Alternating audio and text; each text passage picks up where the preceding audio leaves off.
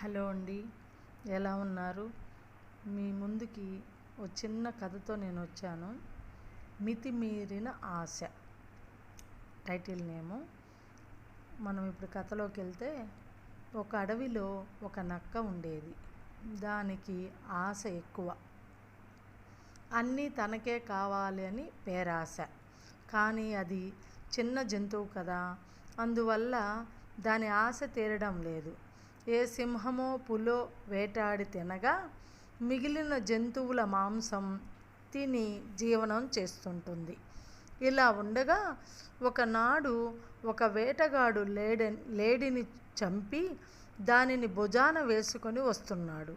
అంతలో అతడికి ఒక అడవి పంది కనిపించింది. వెంటనే గురి చూసి పందిపై బాణం వదిలాడు.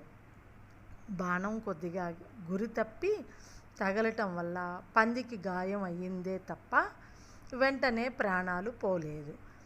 అది కోపంతో వేటగాడి పైకి దూకి అతన్ని చంపి మరికొంతసేపటికి పంది కూడా చచ్చిపోయింది.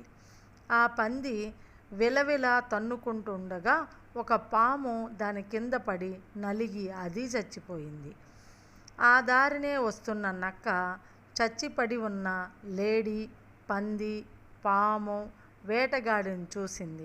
ఒక్కసారిగా దానికి బోలెడు మాంసం లభించడంతో, అసలే దురాశ కదా, వేటగాడి పక్కనే పడి ఉన్న బాణంకు నరం బిగించి ఉంది. ఆ నాలుగింటి మాంసం తర్వాత తాపీగా తినవచ్చు, ముందు ఈ నరంతో ఇప్పటికీ పెట్టుకుందాం అని బాణానికి బిగించిన నరాన్ని కొరికింది. నరం తెగటంతో వంగి ఉన్న బాణం బద్ద ఊపుగా నిటారుగా సాగి నక్క గుండెల్లోకి గట్టిగా గుచ్చుకుంది.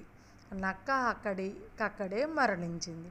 ఈ కథలోని నీతి దురాశ దుఃఖానికి చేటు అని. చూశారు కదా ఫ్రెండ్స్, మనకి ఎంతవరకు కావాలో అంతవరకు మనం సేకరించుకోవటం లేదా సంపాదించుకోవడం చేయవచ్చు.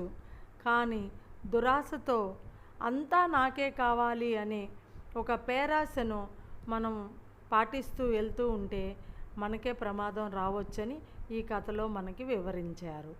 ఓకేనండి, ఈ కథను వినండి, సబ్స్క్రైబ్ చేయండి, మీ తోటి వారితో సబ్స్క్రైబ్ చేయించండి, లైక్ చేయండి, షేర్ చేయండి. Please support my channel, support my YouTube, support my కథలు.